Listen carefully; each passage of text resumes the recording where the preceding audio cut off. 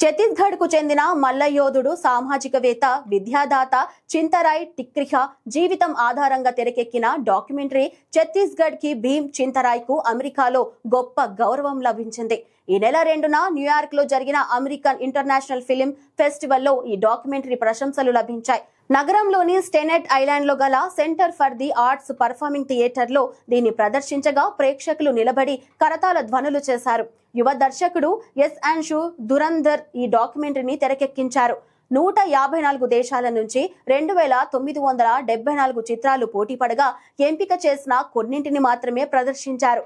భారత్ నుంచి 8 సినిమాలు ప్రదర్శనకు ఎంపిక అవ్వగా అందులో ఛత్తీస్గఢ్ కే భీమ్ ఒకటి. ఛత్తీస్గఢ్ లోని జాంజ్గిర్ చాంపా జిల్లా బుడ్గహాన్ లోని చింతరాయ్ టిక్రిహ 1880లో జన్మించారు.